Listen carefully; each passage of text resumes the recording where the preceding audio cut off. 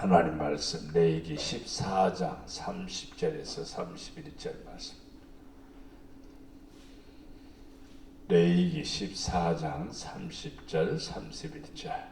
그는 힘이 미치는 대로 산 비둘기 한 마리나 집 비둘기 새끼 한 마리를 들이되 곧 그의 힘이 미치는 대로 한 마리는 속죄제로 한 마리는 소제와 함께 번제로 드릴 것이요 제사장은 정결함을 받을 자를 위하여 여호와 앞에 속죄할지니. 아멘.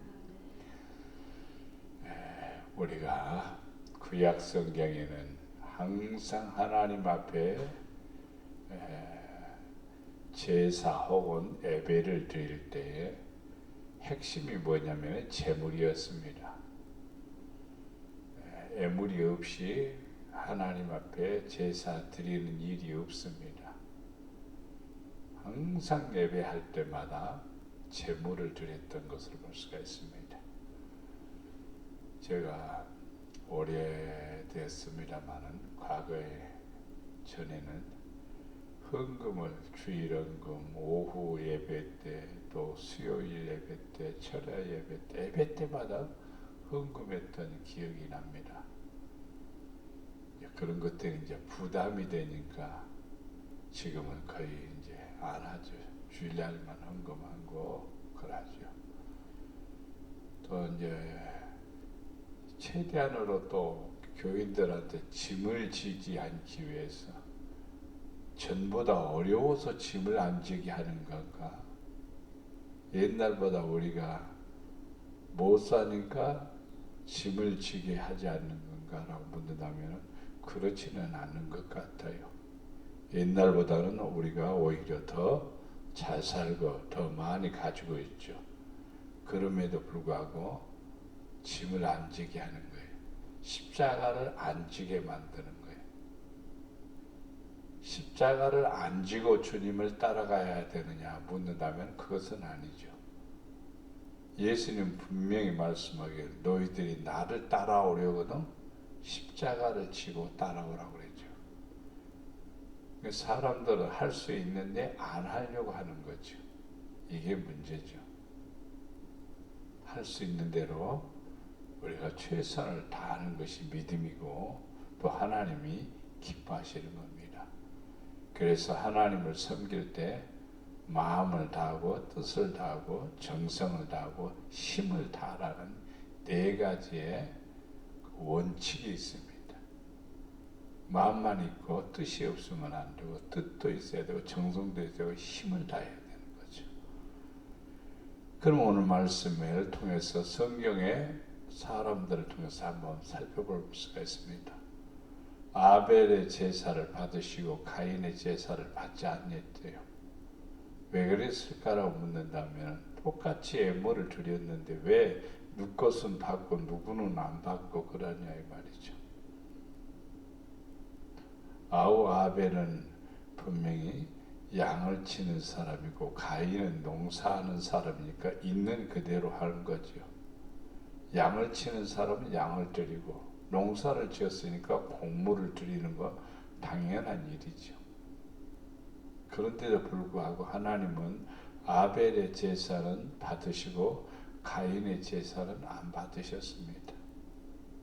왜 그랬을까라고 묻는다면 궁금증이 되는데 저는 이 성경을 처음 배울 때 아벨은 피의 제사를 드리고 가인은 피의 제사를 드리지 아니했다라고 그렇게 배웠어요. 근데 성경의 답이 그게 아니더라고요. 성경의 답은 히브리서 11장 4절 말씀에 믿음으로 아벨은 가인보다 더 나은 제사를 하나님께 드렸다. 그래서 의로운 자라는 증거를 얻었다. 이렇게 말하고 있습니다. 그러니까 어떻게 드렸느냐 그게 이제 형태가 아니라 내용이죠. 그 내용이 뭐냐면 양이라는 내용이 아니라 믿음이죠. 우리 그리스찬들은 항상 하나님 앞에 시간도 드리고 몸도 드리고 마음도 드리고 또 애물로 드리기도 하지요. 그런데 항상 초점은 뭐냐면 중심은 믿음입니다. 믿음으로 해야 됩니다. 믿음으로 드려야 됩니다. 그래야 하나님이 기뻐하시는 겁니다. 믿음은 바로 감사죠. 진짜 드릴 힘을 주셔서 감사합니다. 아버지, 이 부족한 죄인이 이것을 드릴 수 있으니 얼마나 감사한지요. 이럴 때 하나님께서 그 예물을 받으시고 또 영광도 우리가 드리게 됩니다. 예물을 드리는 것은 나를 드리는 거고, 나를 드리는 것은 바로 하나님의 자녀로, 하나님의 백성으로 인정을 받는 놀라운 축복임을 믿습니다. 드리고도 복을 받지 못한 경우도 있죠. 사도행전 5장 1절에서부터 보면은 아나니아 삽비라의 내용이 나오죠. 소유를 팔았습니다. 그런데 값에서 얼마를 감추었습니다. 아내도 압니다. 그리고 얼마를 가져다가 사도들 발 앞에 두었습니다. 얼마 베풀은지는 모르겠지만 얼마라고 그랬습니다. 일부분이죠. 근데 베드로는 아나니아에게 묻습니다. 어찌하여 사탄이 네 마음에 가득하여? 감춘 것은 무엇 때문이었느냐면 사단이 그 속에서 역사했다는 뜻입니다. 네가 성령을 속이고 땅값 얼마를 감추었느냐. 오늘날 이렇게 목회자가 성도들한테 얘기하지 않습니다. 그렇게 했다가는 교회를 안 나오니까 안 해요. 그런데 베드로는 정확하게 얘기합니다. 네가 왜 감췄느냐. 땅이 그대로 있을 때는 네 땅이고 판 위에는 네 마음대로 할 수가 없더냐. 어찌하여 이 일을 네 마음에 두었느냐. 사람에게 거짓말한 것이 아니요 하나님께 한 것이니라. 아나니아가 이 말을 듣고 엎드려짐에 혼이 떠나니 이 일을 듣는 사람들이 크게 두려워하더라 그랬습니다. 우리는요 자칫 잘못하면 우리의 자신이 하나님으로부터 버림받을 수 있는 가장 무서운 요소가 바로 예물을 드릴 때의 우리의 자세입니다. 감사함으로 해야 되고 기쁨으로 해야 되고 하나님께 정성을 다해야 됩니다. 그래야 하나님이 기뻐하시는 겁니다. 오늘날에도 성령을 속이는 사람 얼마나 많은데요. 욕심과 탐심이 너무나 많아서 이렇게 벌려놓고 요거 이거 너무 많은데 아니야 이거 너무 뭐한데 자꾸 하나님의 것과 내 것을 분별을 못하는 사람들이 많이 있습니다. 우리는 아나니아 삽비라가 되지 말고 항상 최선을 다하여 정직하고 진실함으로 하나님께 나갈 때 하나님이 우리에게 더 큰 은혜를 주십니다. 부가 주는 위험이 있습니다. 위험도 있을 뿐만 아니라 힘도 있습니다. 부는 힘이기도 하고 또 그것이 위험이 되기도 합니다. 마태복음 19장 24절에 보면은 다시 너희에게 말하니 낙타가 바늘기로 들어가는 것이 부자가 하나님 나라에 들어가는 것보다 쉬우니라. 낙타가 바늘기가 뭘까? 실질적으로 바늘기는 적죠. 저도 나이가 먹어서 근데 바늘기 끼려면 굉장히 애를 먹어요. 그런데 낙타가 어떻게? 낙타는 얼굴 위에 머리는 작고 등이 이렇게 볼록 나와가지고 크죠. 머리는 들어가는데 몸은 못 들어가는 겁니다. 예루살렘 성에 이제 문을 닫으면은 나중에 출입하는 자그마한 문이 있습니다. 그 문이 바로 낙타의 문입니다. 출입하는 문이에요. 그것은 사람은 엎드려서 굽혀서 이렇게 들어갑니다. 근데 짐승은 못 들어가는 거예요. 사람이 겨우 엎드려서 들어가는데 어떻게 낙타가 들어갑니까? 못 들어가는 거예요. 예루살렘은 천국과 같습니다. 그래서 사람이 엎드려서 들어가는 거예요. 예수님 그 나신 성전, 나신 교회도 저도 성지순례 가서 보니까 처음에 아주 적었습니다, 문이. 근데 로마 사람들이 위에서 문을 넓게 만들어갖고 말 타고 들어가는 거예요. 그렇게 안 했습니다. 아주 적어갖고 고개를 숙여야만 들어갈 수 있도록 만들었습니다. 하나님의 나라는 어떤 사람이 들어가느냐? 부자라도 낮아져야 들어갑니다. 누가복음 16장 19절에 보면 한 부자가 있어 자색 옷과 고운 베옷을 입고 날마다 호화롭게 즐기더라. 근데 어디 갔습니까? 음부로 갔습니다. 부가 우리를요 천국으로 이끌어가는 것은 아니에요. 부는 하나님께서 주시는 은혜일 뿐만 아니라 우리가 아버지의 영광을 위해서 어떻게 할 것인가를 가르쳐주는 하나님의 도구일 뿐입니다. 그래서 하나님께 영광 돌리면서 살아야 되지. 예수님은 항상 보십니다. 누가복음 12장 41절 42절에 보면 성전에 헌금함이 있는데 그 헌금함을 성전을 출입할 때마다 사람들이 헌금함에다 돈을 넣는 것을 보고 계셨습니다. 어떤 사람은 많이 넣고 어떤 사람은 적게 넣고. 근데 어떤 사람이 많이 넣으니까 저 사람이 참 많이 했다. 근데 예수님은 아니라고 했습니다. 가난한 그 사람이 많이 했다라고 얘기합니다. 왜 가난한 사람이? 액수로 볼 때는 부자가 많이 했죠. 그런데 적게는 가난한 사람이 했다 그랬습니다. 그래서 제자들 왜 그랬습니까? 라고 물으니까 부자는 일부분을 드렸지만은 가난한 사람은 자기 생활의 전부를 드렸다. 이렇게 표현하고 있습니다.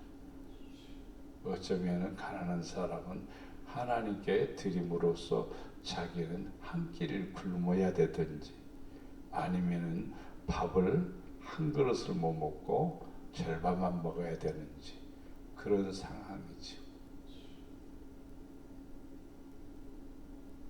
우리에게 깊은 깨달음을 주십니다. 항상 우리는 하나님 앞에 있는 힘대로 열심히 해야 되고 최선을 다해야 되지. 그럴 때 하나님이 기뻐하시는 것입니다. 마지막으로 우리는 맡은 자입니다. 가룟 유다는 하나님의 돈을 훔쳐가지요. 요한복음 12장 6절 말씀에 가난한 자들을 생각함이 아니요 300데나리온이라는 그게 뭐냐면은 옥합을 깨뜨려서 예수님 발에게 부었어요. 저거 굉장히 비싼데 300데나리온에 팔아가지고 가난한 사람들에게 주면 좋은데 그걸 예수님 발에다 부었단 말이에요. 그 얘기를 바로 가룟 유다가 하는 것입니다. 그래서 가난한 자를 생각함이 아니요 그는 도둑이라 돈깨를 맞고 거기 넣는 것을 훔쳐감이라. 우리는 다 맡은 자예요. 근데 내 것인 거냐 막 내 마음대로 내 멋대로 사용하는 경우가 많습니다. 항상 우리는 이 땅에서 경건하게 살아야 되는 그 이유가 뭐냐면은 물질 관리입니다.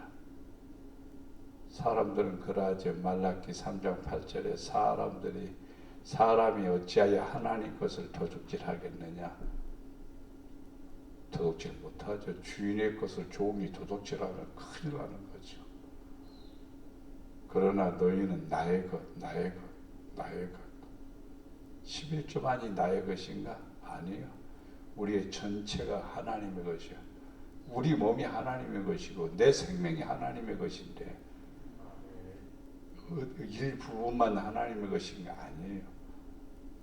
근데 하나님은 우리에게 다 쓰라고 주시고 지극히 적은 것을 요구하시는 거죠.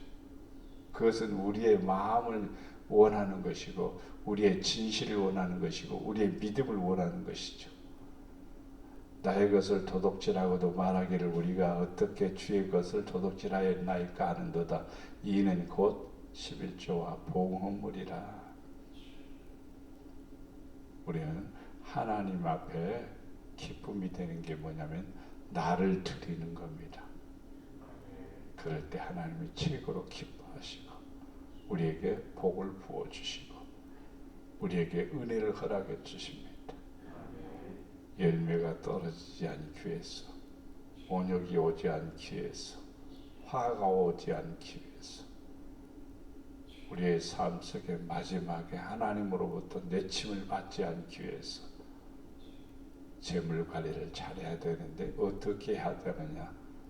힘대로, 자기 있는 힘대로, 자기가 할 수 있는 대로 하나님 앞에 영광을 돌며 살면 최고로 멋진 성도가 되리라 믿습니다.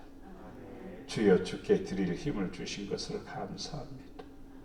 주여 힘이 넘치도록 주를 위하여 헌신할 수 있도록 하늘의 문을 열어 주시옵소서. 은혜와 축복을 부어 주시옵소서. 주여 혹시라도 헛된 재물에 욕심과 탐심이 생기지 않도록 항상 아버지의 은혜로 채워 주시옵소서. 이렇게 기도하시기를 바랍니다. 사랑과 은혜가 풍성하신 아버지 하나님, 우리는 하나님 앞에 마음도 드리고 뜻도 드리고 정성도 드리고 힘을 다해 드립니다. 형식이 되지 않기를 원합니다. 거짓이 되지 않기를 원합니다.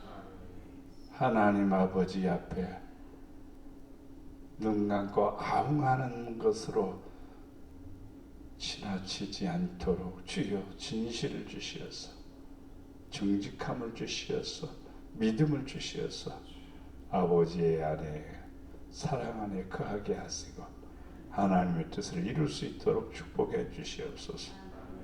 내 것은 내 것이 아님을 압니다. 다 주께서 주셨고 다 주로 말미암은 것이고 다 주에게로 돌아가면 우리가 아오니 주여 우리를 받아 주시옵소서. 우리를 주님의 도구로 쓰시고 우리의 모든 것도 주의 도구로 사용하시어서 아버지의 기쁨이 되기를 원합니다. 축복하여 주시옵소서.